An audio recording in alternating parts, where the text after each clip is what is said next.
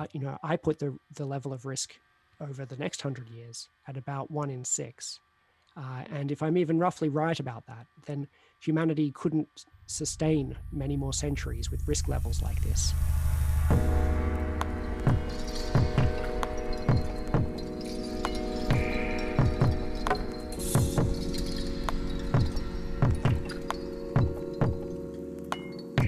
Hello, everyone. You're listening to the Feedback Loop on Singularity Radio, where we keep you up to date on the latest technological trends and how they're impacting consciousness and culture, from the individual to society at large. This week, our guest is Toby Ord, a senior researcher at Oxford's Future of Humanity Institute, where he focuses on existential risk.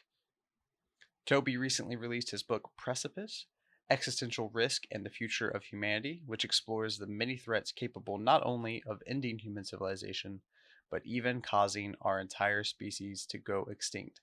It may sound like an unrealistic concern out of a sci-fi movie, but Toby suggests that humanity has roughly a 1 in 6 chance of destroying ourselves within the next century. In this episode, we discuss how Toby arrived at this number and the deeper details of the threats that are facing us, with a particular focus on biotech and artificial intelligence, which Toby suggests is the most prominent areas of concern.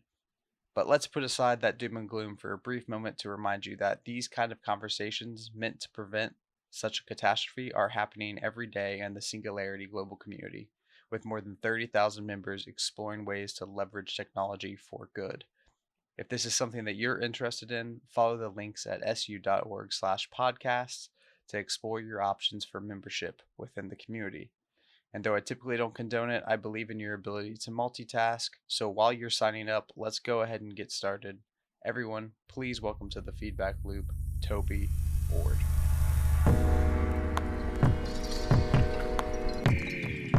All right. Well, to start then, I would love if you could just tell me how someone comes to write a book about existential risk. What drove you to take on what some might consider maybe a slightly pessimistic or quite challenging topic? Well, I've always been interested in the big picture questions facing humanity. So, for example, I spent many years looking at global poverty and global health and trying to work out what it is that we could do to improve the lives of billions of people in the world who are really lacking for the basics in life. And when I first came to Oxford, I met a philosopher called Nick Bostrom, and he had just come up with this idea of existential risk, building on the idea of extinction risk. And he was thinking about, in terms of big picture questions, he was thinking about how the world could end, and that this could be one of the most important things anyone could work on.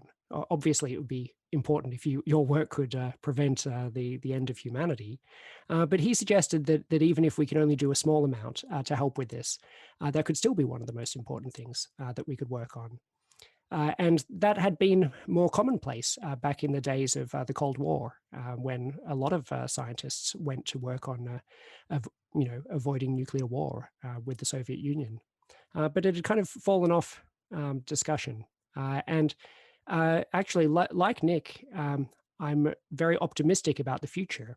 And it's precisely this optimism that humanity, for all of the 10,000 generations we've had so far, could still be really at the beginning of something quite extraordinary, and that we could have a fantastic future if only we can make it that long. But that we're at the moment, we're at this period of quite high risk. And so it's really this optimism about the future that motivates me to work on these risks. So I don't find it so gloomy. It's not that I was kind of driven towards something dark and depressing, but rather it's this obstacle between us and a really bright future. And can you describe what those obstacles look like in more detail? Like, how would you define an existential risk? What puts it in that category versus something that might just be catastrophic or, tragic? Yeah, the idea is that if you think about human extinction, that it has this really important property, which is that if humanity were to go extinct, it wouldn't merely be the deaths of all 7 billion people alive today, but it would cut off our entire future. There's this clear irreversibility about it. It destroys not just our present, but our future. And there will be no way back from it. And this creates a whole host of really challenging issues around dealing with these risks. And it also explains why it is that this could be so bad. Now, extinction isn't the only thing like this, and this is what Nick Bostrom's big insight was in thinking about this broader category of existential risk. You could imagine, for example, something that causes a complete collapse of civilization from which there's no way back, and we can never recover civilization, in which case humanity would be leading a very impoverished life from then on. For example, if it were possible to destroy our climate so much that we couldn't rebuild agriculture and the other trappings of civilization. Or another example would be if there was a totalitarian regime which was inescapable and terrible, such that the kind of point of no return, instead of it being the moment of extinction, would be the moment in which this regime achieved its full control over the future. All of these things have a lot in common, and it's really worth dealing with them as the same kind of idea. They wouldn't be a mere dark age in humanity's story, but really the pivotal moment of the story. And what's the timeline look for this? I know from what I've read and seen so far, it seems you really root all of these notions of the existential risk in the beginning of the creation of the nuclear bomb. Really, I would say the last 70 years or so.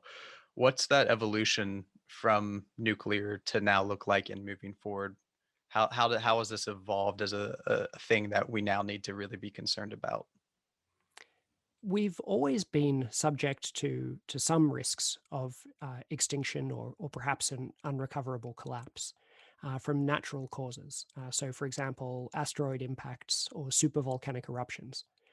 But we know that there mustn't be all that much risk, even though we're constantly finding new things such as gamma ray bursts, around distant stars that could potentially do us in. We know that humanity has survived 10,000 centuries. 10,000 generations, or about 2,000 centuries so far. And so the risk per century can't really be much higher than about 1 in 1,000, or the chance of surviving for this many centuries, just becomes very small. So we can bound all of the natural risk to some really quite low level. However, um, when we got to the point of nuclear weapons, we reached this moment where humanity's escalating power had finally reached the point where we could potentially pose a threat to all of humanity. And this was a kind of new era, which I call the precipice, where the the risk that we face, the existential risk, is now higher than this background level, and I think it's also increasing over time, such that I put the level of risk over the next 100 years at about 1 in 6. And if I'm even roughly right about that, then humanity couldn't sustain many more centuries with risk levels like this. Either we would uh, uh, you know go extinct or suffer some other kind of existential catastrophe, or we get our act together and we stop this trend and we lower the levels of risk down to a small and diminishing level. So I think one way or the other, one of those things has to happen. So nuclear weapons is what I would put as the first big existential risk, and then I think that's been followed by climate change as another potential existential risk. I should say in both cases, it's somewhat unclear whether whether they would actually be able to cause our extinction or a permanent collapse of civilization. It may be that the very worst nuclear wars or the very worst climate change is instead more of what I called a dark age for humanity. So still something that by any normal standards is absolutely catastrophically bad. I just want to be clear about that, and well worth investing in and going to a lot of effort to avoid on its own. But I'm particularly interested in risks that would have this special consequences that you could never survive having had one happen. And this creates unique methodological challenges and unique kinds of importance about these risks. And so it's still a bit unclear whether either climate or nuclear exactly rise to that level. But I think that there's a very serious chance that they do. And the climate has this other somewhat confusing property, which is that it may be that the damages get locked in substantially in advance of the actual catastrophe happening. So in some sense, when I say climate was the next one, I'm talking in terms of the damages starting to get locked in already, and the technologies that cause the damage already existing. But there are other risks coming up, such as risks from engineered pandemics, and also I think risks arising from artificial intelligence, where even though the technologies are not quite with us yet, the risks may strike sooner than when the climate catastrophes would really be happening. Did this current pandemic strike you as particularly timely given the writing of this book? Well, yeah, the pandemic struck just as the book was coming out. All of my text for the book was locked in about 6 months earlier. So I couldn't do anything to adjust it, but luckily I didn't really need to do so, as I think that the section on pandemics, if anything, does look quite prescient. And I think that it's interesting in terms of how this pandemic has shaped existential risk. I think that a silver lining of the pandemic has been a kind of waking us up to the fact that humanity is still vulnerable to these big risks, and that there's some aspect where even I suffered from this as well, where you hear experts, discuss the probabilities of a global pandemic killing millions or even billions of people within the next time period, and you can take that seriously and write it down and remember these numbers and have some idea about it, but there's something different, something quite visceral, when you actually see it happen. I think that there's some kind of cognitive bias or something that we tend to be a bit dismissive or disbelieving that there could be global events which are bigger than any that we've seen in our lifetimes. And so for those of us who weren't alive during World War II, um, there's a kind of a limit to how bad anything we've experienced before has been, which makes it take a bit longer before you wake up to these things. And I think that ceiling has at least been raised quite a lot by COVID-19, and also it's going to, well, in the same way that COVID creates a kind of immune response for an individual, which kind of protects them from being infected again for some period of time after being infected the first time.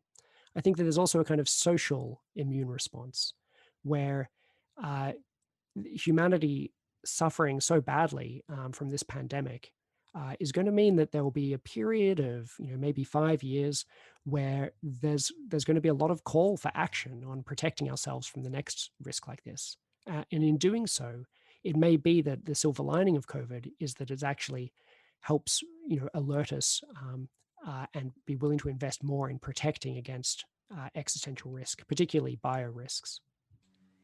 Which, yeah, biotech and AI, I believe, are what you consider the biggest concerns in terms of existential risk. Is that correct? Yes, that's right. And what is it about? Let's lead with biotech since we're already kind of focusing on a biological aspect here. What is it about biotech that concerns you so much? Yeah, it's it's chiefly the ability to create and to improve pathogens, transmissible pathogens. So there has been a line of research by well-meaning scientists called gain of function research, where people take an existing pathogen of concern, such as a famous example was taking a form of H5N1 bird flu, um, and this is a very deadly form of influenza. It kills more than half the people it infects, but was not transmissible between mammals. So we had the situation where it was incredibly deadly, but not that transmissible. You had to catch it from birds. And a researcher did an experiment in the Netherlands where he passed it successively through 10 ferrets. And the idea was to kind of grind up some material from the previous ferret and put it into the next one until the virus had been able to adapt to this mammalian system. And in the end, created a virus, a version of H5N1 that was directly transmissible between ferrets. Now, the idea here was somewhat noble, was to work out what mutations would be needed, how hard would they be, and thus how close were we to accidentally, finding just through natural causes a version of bird flu that could infect human to human. But in doing so, it also created this risk that this new virus that was worse than anything out there, that it might escape the lab. And there have been many examples of lab escapes of dangerous pathogens. So that's one kind of concern, is well-meaning people creating this gain of function research and creating these new pathogens that are either more deadly or more transmissible than the previous ones, or perhaps in some cases more resistant to vaccines or antibiotics. There's also possibilities of more directly nefarious work. So I'm also, in fact, even more concerned about bioterrorism or biowarfare, where people just deliberately try to create things like this and then release them. This is an area where we've got tremendous improvements in biotechnology. We're at a real boom time in terms of biotech, and this really could be the century of biology. But the downside of this is that the rapid democratization of biotechnology is also a form of rapid proliferation. And if we take some of the biggest breakthroughs in biotech of recent times, such as CRISPR and gene drives, in both cases, within, I think at most 2 years of these techniques being first used, I think it may have even been within 1 year, they were being replicated within science contests by students at university. So you have this situation where 1 year, no one can use this kind of new advanced technology. The next year, only the very brightest person in the world and their elite team can do it. And then a year after that, all of a sudden, there are students who can do it. And the pool of people, is expanding very rapidly.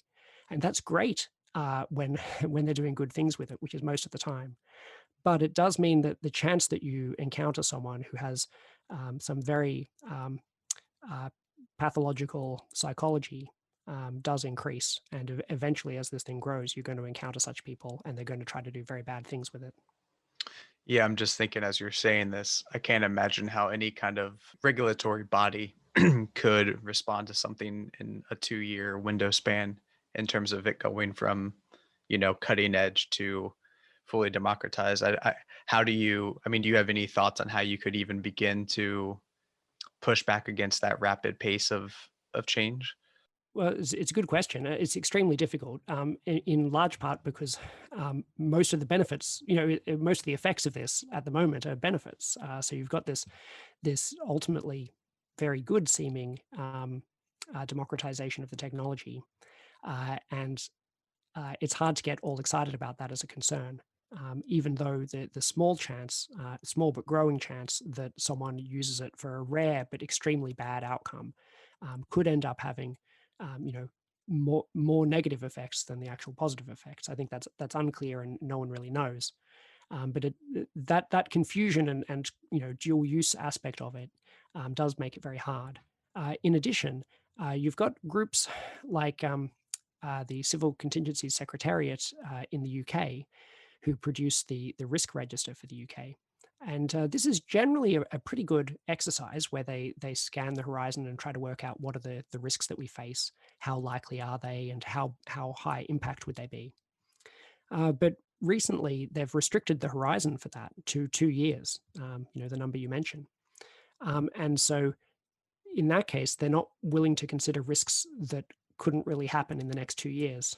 But if you rule out risks that can't really happen in the next 2 years, then any risk that would take more than 2 years to prepare for, you're going to be unprepared for when it comes up. But I think some of these things are going to take a lot longer than 2 years to try to prepare for. I think that when it comes to biotechnology, I think ultimately one of the answers is going to have to be a, I don't know how to put it exactly, some kind of sobering up of the biotechnology community. Not that there aren't people who are very sober already, but what I'm thinking of is an analogy to the atomic physics community when it came to nuclear weapons, where ultimately, in 1945 after Hiroshima, they knew sin. And they really felt it. Many people in the community had been working on developing the weapons that caused this sheer destruction and that could threaten even greater destruction in the future. And they really felt that they needed to do something about it. And this gave them a real sense of social obligation. But on top of that, there was also a secrecy that developed where it was considered just a part of doing business in atomic physics at that point, that if you came up with some new breakthrough about fissile materials, say, that you couldn't just publish it. In universities, we generally have this strong push towards academic freedom and towards getting ideas out there. And generally, it's a really great thing that we do have that. But it does run into problems once you reach potentially very dangerous technologies.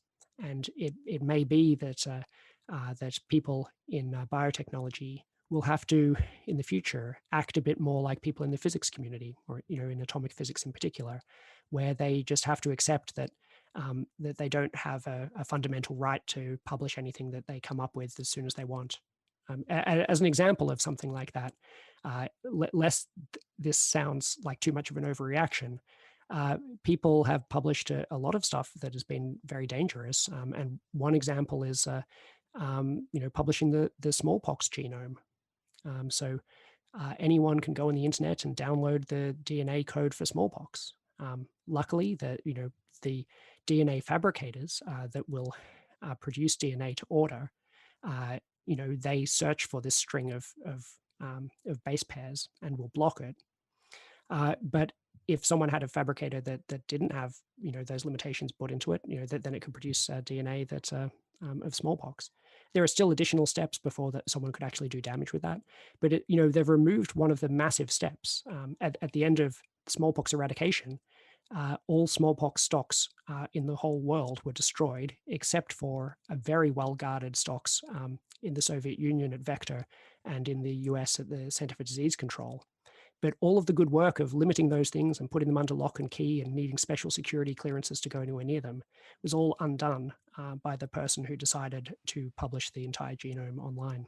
Yeah, and you hit on something there that I think is really interesting. And I'm not sure if this is out of scope for you, but what role does the multicultural landscape play in this, in the sense that, in China, there was, I believe, the guy who used CRISPR to create the HIV resistant twins. But, it's like there's an unregulated body there in China, or a body that is empowered by the government, whereas we might be restrictive here in the United States, but that doesn't, our restrictions in the United States doesn't stop China from pushing forward. So it seems there has to be a lot of multicultural communication for us to make Yeah, this work. And I feel like we're maybe not there. I think that that's right.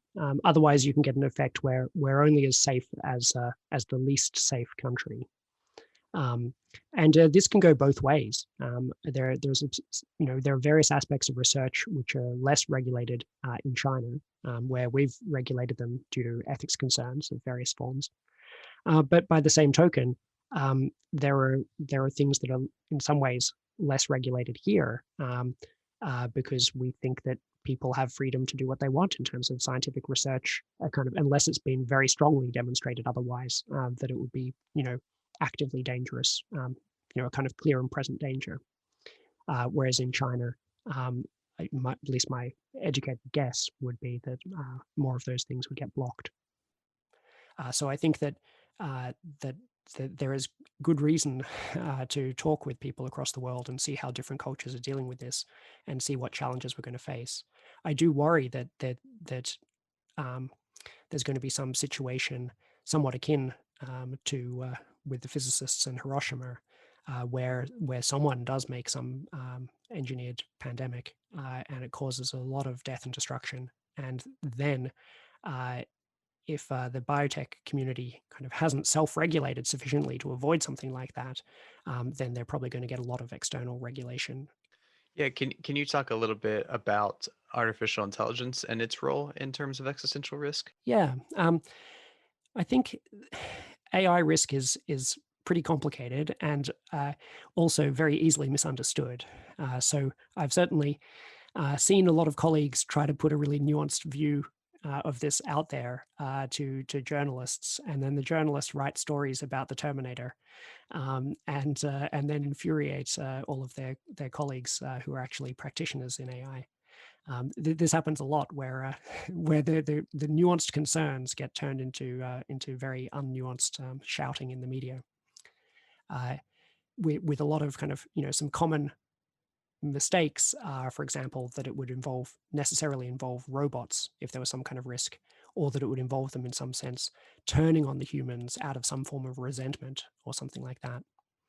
Uh, but if we look at AI and we look, at the long history of AI, the original intention was to try to create thinking machines or programs that can do the full range of intellectual thought that a human can do. They can do all the kind of cognitive things that a human brain can. And in particular, they can go about some environment trying to fulfill their aims and preferences, and to do so very successfully. And this is sometimes called now artificial general intelligence to distinguish it from the more narrow approaches where, where in some cases AI has been synonymous with something like search or playing a very particular game, such as the game of chess, rather than being able to play all possible games that are given to it as visual stimulus or something like that.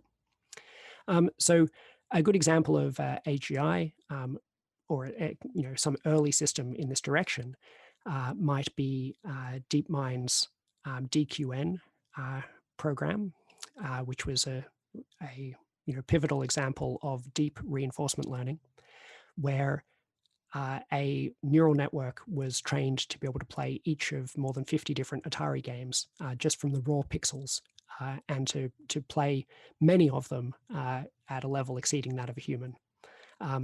That original system actually was training a large number of narrow agents because it was a different neural network that was trained up for each game, but from the same starting parameters.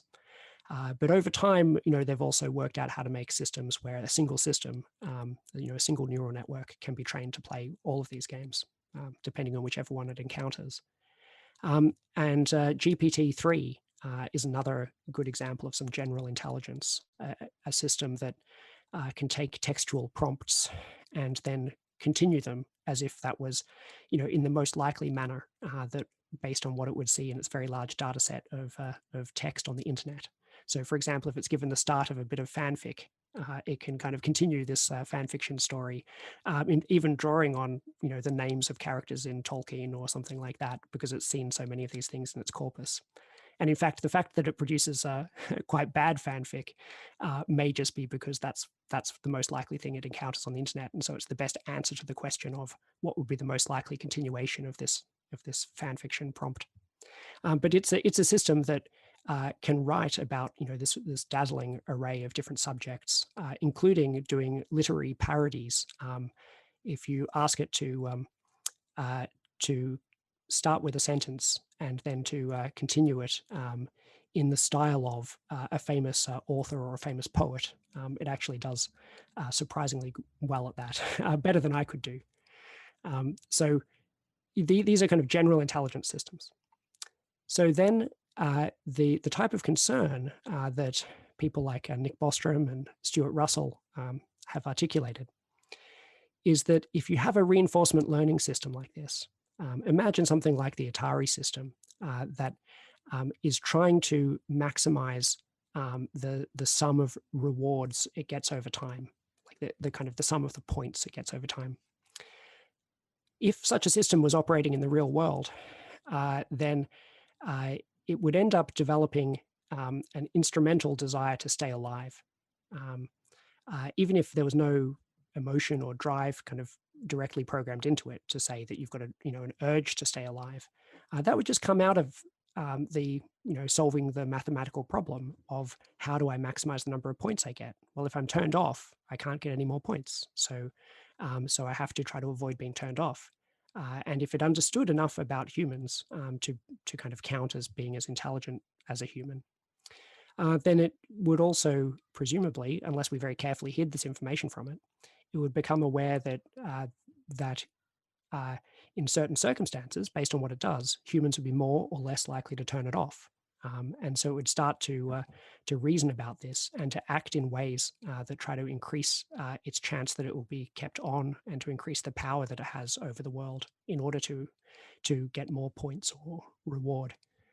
So this is the kind of concern.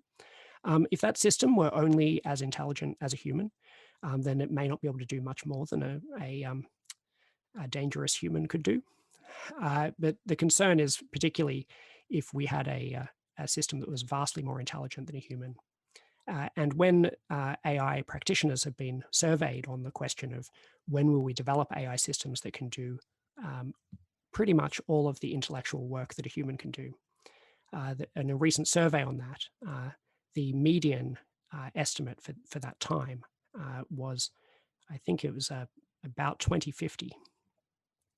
So they're suggesting that this isn't just a total pipe dream. It's the type of thing that we're as likely as not to see, in the next few decades. So that would be a big deal if we reached the point where there was systems, as intelligent as a human, and perhaps it wouldn't take long before there were systems that were vastly more intelligent, and these could create a lot of additional risk. So that's the basic sketch of this. Coming from your ethics background, I'm curious if you think the AI would be developing ethics of their own, or if they would be adopting human ethics. Yeah, it's a good question. I've thought about this a lot, and it's quite tricky to tease out different versions of what could be going on there, and then also it's tricky again to try to work out which ones are likely to happen. So here's an example. Some people, I think, including Steven Pinker, have expressed a lot of skepticism about this concern that AI could cause an existential risk. And one of the arguments that's been put forward is this: why would a system that's more intelligent than any human, why would such a system not actually understand what it is we really want? Why would it kind of maximize some kind of narrowly defined score function, at the expense of what humans actually care about? Why would it be so short-sighted? And I think that the correct answer to that skepticism is to say, well, such a system that is really intelligent would understand what humans want. And in fact, that's why it would attempt to protect itself from humans, and why it would develop these kind of instrumental reasons for trying to free itself from human control, because it thinks the humans would not like what it's trying to do.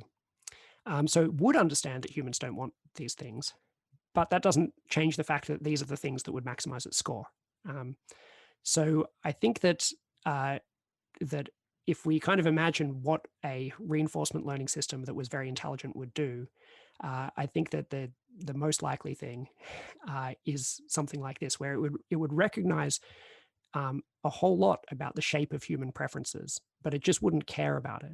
It would treat that as, these are the preferences of these overseers who I have no intrinsic interest in. All I'm trying to do is maximize this score. Now, the score might be what the humans thought would be, fulfilling a good ethical duty for an AI system.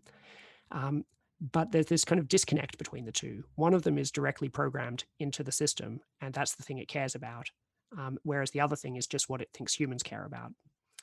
There could be some clever ways of trying to get the system such that once it understands what the humans really want, that concept gets directly tied into what it's trying to maximize. such that if it understands, human ethical values or even just human self-interested values, then it can at least try to, create more value for humans. But that's something where we don't yet know how to do that. So that's one of the hopes for how we can align AI systems with human values. And so to get back directly to what you were asking, when the AI systems are trying to make sense of these other agents, the human agents in the world, they may well, like we do, divide up the human's aims into self-regarding aims, and also some other component of kind of other regarding aims, the types of things we normally call ethics. So they may well be able to work out that that this human, here's what it wants. It, wants to become happier, or it wants to, eat this food or something. But here's what it is going to do. It's not going to steal the thing that would have made it happy if it stole it and then ate it, because it has this extra framework of preferences around it. So it may well be that in order to really understand and potentially manipulate humans, it has to understand that humans have these ethical codes. But the trick is, how do we make it actually care about that, rather than just treat it as a brute fact about the world to be worked around? There's a lot of interesting stuff in that. I'll save that for another time. Uh, one thing that I find really interesting is that you have said that the 1 in 6 chance of existential catastrophe, I guess, that you've listed, that 15% chance or so, is actually only that low because of how optimistic you are. You think that that's actually uh, the reason that that's even that low is that you think humanity is going to really step up and address these issues over the coming centuries. How do you think that that's going to happen? Do you think that there's going to be something where maybe AI will, as you were saying, get to know us better, and maybe by learning our behavior will actually help us learn our own behavior? Will automation change things? Have you given much thought to how we will actually address these issues to get us to that 1 in 6%? Yeah, well, to start with, I should say, this is really difficult stuff to know or to estimate. So these numbers that I'm trying to put on things are perhaps the best way to think of them is, if people want to know what I think, what does Toby Ord believe about this topic? He says it's really important and it's a really big threat. Is he talking 1 in 1,000, or is he talking 1 in 10? And so I give the numbers in order to try to give the ballpark. But I don't by any means suggest that everyone should be compelled towards the same numbers by my arguments. And my kind of very rough guess is something like, if you had a business as usual situation where you just let these risks keep growing at the kind of rate that they had been growing, and you look at the types of technologies that could potentially cause these existential dangers for humanity over the century, then my best guess would be something like a 1 in 3 chance that we don't make it through the century before we succumb to such a catastrophe. But I think that, instead I say 1 in 6, because I think that we will at least become aware of some of these concerns.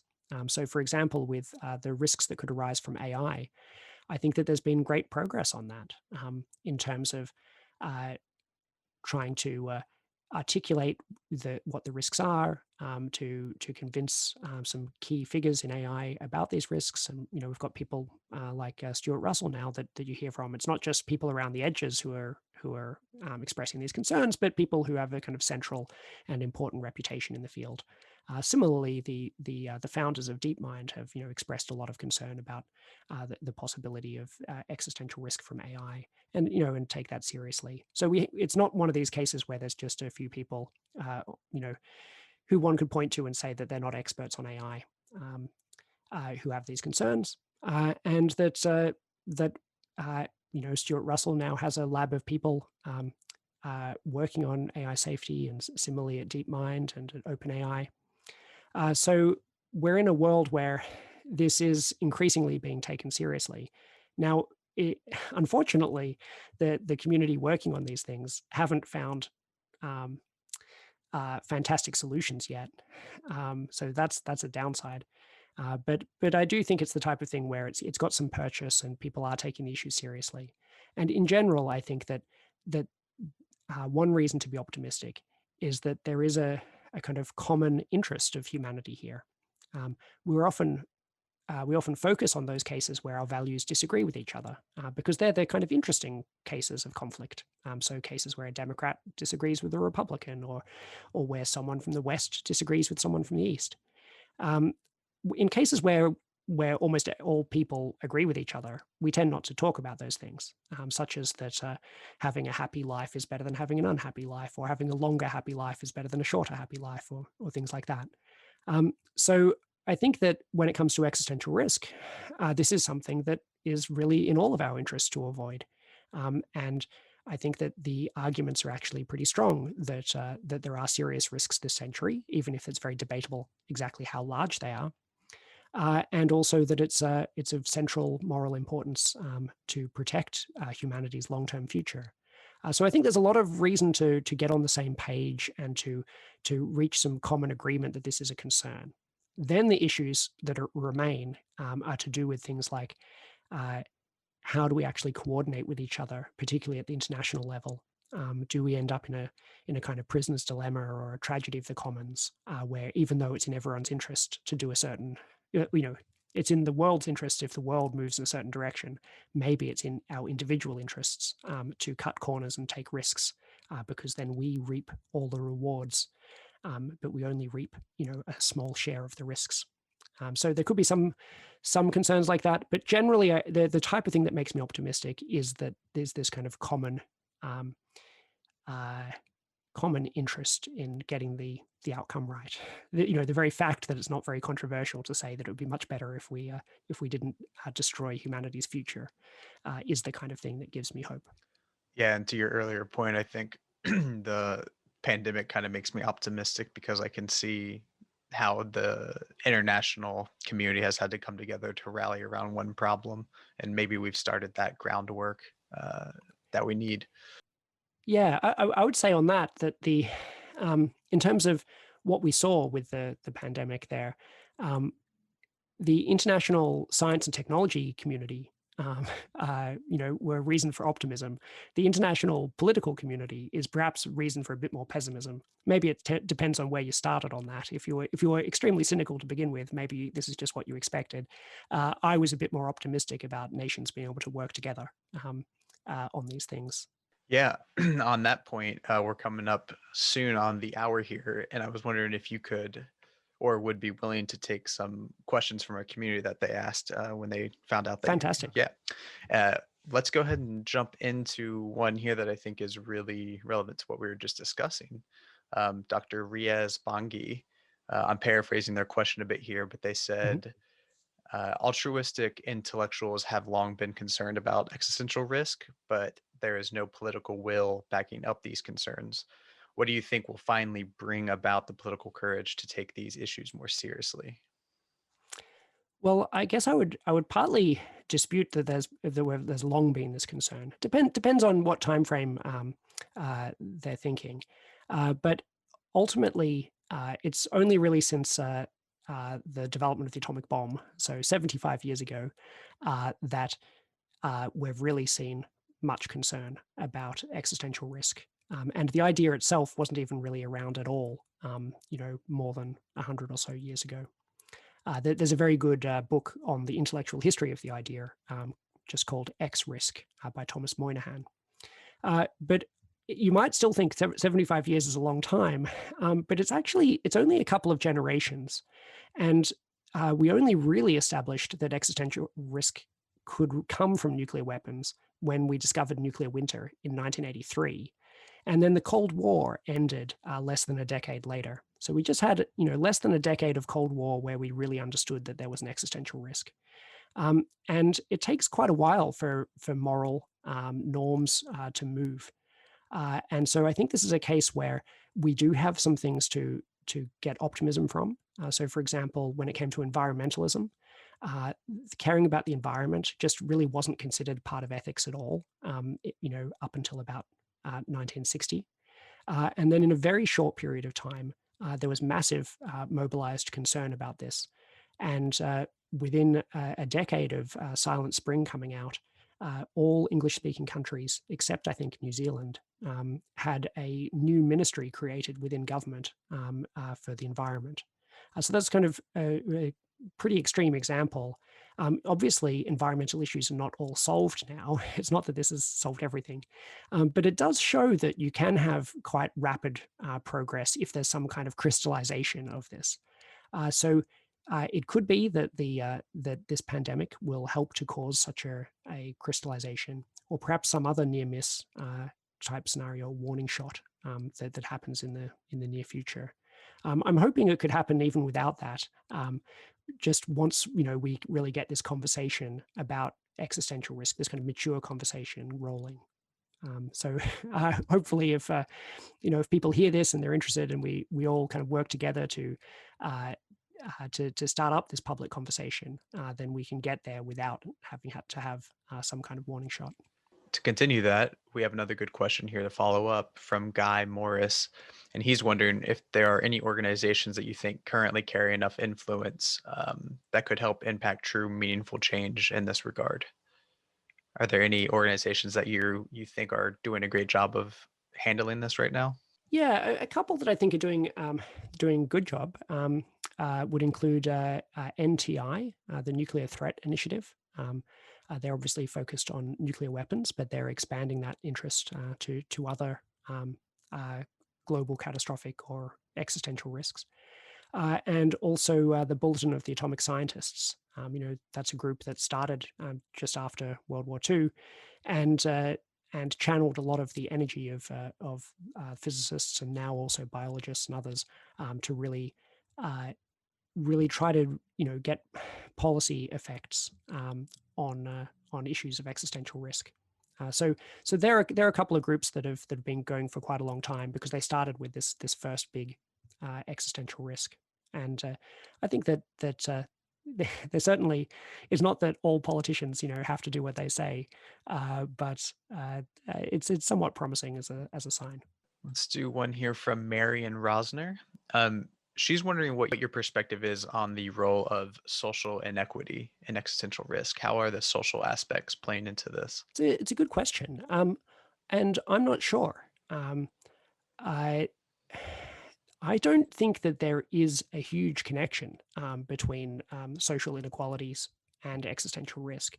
That's not to say that social inequalities aren't extremely bad, but rather that it seems to me to be a fairly separable conversation, where the work to address one has relatively less impact on addressing the other, compared to to issues which are more closely entwined. One way that I could see it starting to have some effects would be at the international level, such as the questions about climate change and who has the responsibility for doing something about that, and debates between poor countries and rich countries, where the rich countries, were historically responsible for a lot more of the damages, but then the new rules that would restrict emissions would potentially stop the poor countries, really going through the industrial revolution in their own countries. So that's an example where something like this could happen, where you could get a lot of resentment. If rich countries wake up to these threats before poor countries do, it might be considered, this kind of preserve of people who are wealthy and protected enough from normal things, that they've got the luxury of thinking about these other things. I could imagine some kind of challenge along those grounds. And we'll just do one more here from David Satterley. He's wondering if you could speak to the balancing risk and development between decentralized personal control and the vulnerabilities of a centralized system. So I think what he's wondering there is where the power struck, how the power is distributed, and what that means in terms of risk. Yeah, I think it would depend quite a lot on the particular risks. I don't have an overall theory of this. If you look at something like nuclear weapons, there's a kind of interesting mix of these things. It's generally been quite centralized, certainly within states, that a state has control of its nuclear weapons, and that it's not, the central kind of command and control structure. That may well be a good thing when it comes to that. Seems like it to me. And in the case of biotech, the general approach we have not yet had a big centralization like that. So lots of individual groups and labs are able to kind of do what they want, and they may have different judgments about which risks are worth running. And then maybe we end up, some of those judgments about which risks are worth taking are more optimistic than others. And we end up with something called the Unilateralist Curse, where whoever had the most overly rosy view of the risks to reward ratio ends up pushing forward with something, instead of the person who had the middle kind of, the median guess on this. So that would be a form of concern about a decentralized system.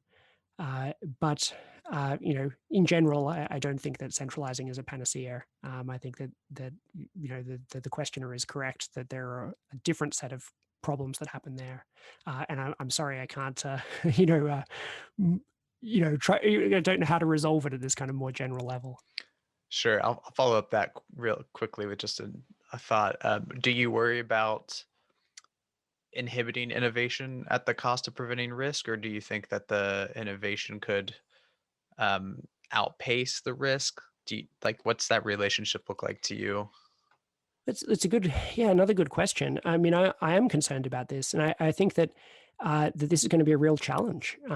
That to some extent, I think that unbridled innovation, just let anyone do whatever they want, and invent any technology they want, that's profitable, or that perhaps that a country wants, and then leads that country to be able to take power, seize power from others. I think that just unbridled innovation is probably not the right approach. But once you try to strike some balance, it's tricky, and there are going to be cases where you get it wrong, and including cases where it has more of a restrictive effect than it should, because you're concerned that there was a risk in some area, and it turned out actually that there wasn't.